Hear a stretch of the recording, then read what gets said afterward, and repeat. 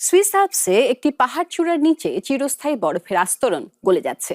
বিজ্ঞানীরা ভূমি ঠান্ডা রাখতে এবং গুরুত্বপূর্ণ পরিকাঠামো রক্ষা করতে ইউরোপের প্রথম থার্মোসাইফন সিস্টেম স্থাপন করছেন। এই প্রকল্পে প্রায় 20 লাখ ইউরো বিনিয়োগ করা হচ্ছে। এই পদ্ধতিটি অন্যান্য পার্বত্য অঞ্চলেও প্রয়োগের কথা ভাবছেন বিজ্ঞানীরা।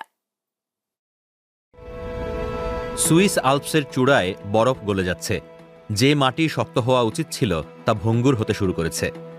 পিজ নায়ারের শীর্ষস্থানে অবস্থিত স্টেশনটি নিরাপদ এবং স্থিতিশীল রাখার জন্য থার্মোসাইফন স্থাপন করা হচ্ছে। এটি এমন একটি পদ্ধতি যা পার্মাফ্রস্টের গলে যাওয়ার গতি কমিয়ে দেয়। আল্পসে এই পদ্ধতি এবারই প্রথম এবং এখনও পরীক্ষিত নয়। বিল্ডিং এবং কেবল কার স্টেশনের নিচের পার্মাফ্রস্টকে স্থিতিশীল করার জন্য আমরা তুলনামূলকভাবে অগভীর খনন করব। তারপর আমরা থার্মোসাইফন ঢোকাবো, যা মাটিকে জমাট বাঁধাবে। এটি একটি জটিল প্রক্রিয়া, কারণ এইভাবে সচরাচর অগভীরে ড্রিল করা হয় না। কেবল কারের কারিগরি পরিচালক থমাস ব্রুনার কাজটি তদারকি করছেন। কয়েক বছর পরিকল্পনার পর দলটি অবশেষে কাজে নেমে পড়েছে। আমরা রিগটিকে সঠিক কোণ এবং দিক মেপে নিরাপদে খনন যন্ত্রের সঙ্গে সমন্বয় করব। আমরা এখন 4 মিটার গভীরে আছি, তাই এটি আমাদের সমন্বয় করার শেষ সুযোগ। পাহাড় চূড়ায় এখনও চালু থাকা স্টেশনের 45 মিটার নিচে খনন কাজ চলছে। ব্রুনার কি স্টেশনটি নিয়ে চিন্তিত? না, মোটেও না। এটা এতটা ভালোভাবে কাজ করছে যা দেখে বোঝা যাচ্ছে যে স্টেশনটি আরও কয়েক দশক নিরাপদ থাকার কথা। এরপর থার্মোসাইফনটি এই বোরহোলগুলোতে প্রবেশ করবে।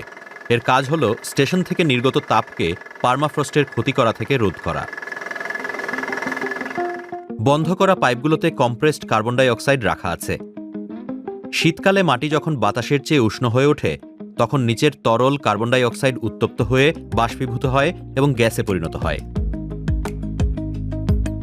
মাটির উপরে একটি কন্ডেন্সার গ্যাসকে ঠান্ডা করে, আবার তরলে পরিণত করে, আবার নিচের দিকে পাঠায়। এই পদ্ধতিতে ক্রমাগত মাটি থেকে তাপ কমানো হয়। মাত্র কয়েক ডিগ্রি তৈরি করতে পারে পার্থক্য।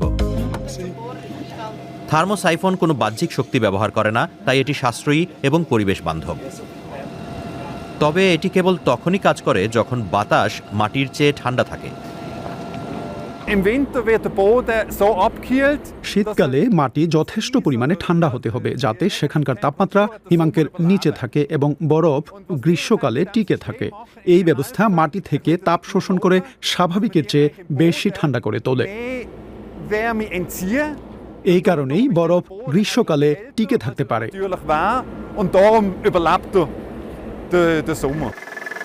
পিজ নায়ার প্রকল্পটি কেবল কার শিল্পে এবং বিজ্ঞানীদের মধ্যেও আলোড়ন সৃষ্টি করছে। পার্মাফ্রস্ট গবেষক মার্সিয়া ফিলিপস বিশ্বাস করেন এই পদ্ধতিটি অন্যান্য পার্বত্য অঞ্চলেও প্রয়োগ করা যেতে পারে।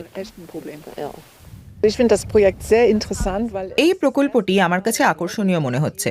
আমার জানা মতে ইউরোপে এই ধরনের প্রকল্প এটিই প্রথম। সমস্যা নিয়ে সচেতনতা বেড়েছে, কারণ আমরা এখন এর পরিণতি দেখতে পাচ্ছি। এই বিষয়টিতে খরচ বেশি হবে মানছি, কিন্তু সেটি প্রয়োজনীয়। কাঠামোগুলো অনেক বেশি সময় ধরে টিকে থাকবে। পিজ নায়ারে কাজ করা এই দলটি আগামী 30 বছরের জন্য পরিকল্পনা করছে। ভূগর্ভস্থ শীতলীকরণ ব্যবস্থায় প্রায় 20 লাখ ইউরো বিনিয়োগ করছে। আল্পসে এটা কতটা ভালোভাবে কাজ করছে তা কেবল আগামী বছরের তথ্য আসার পরই বোঝা যাবে।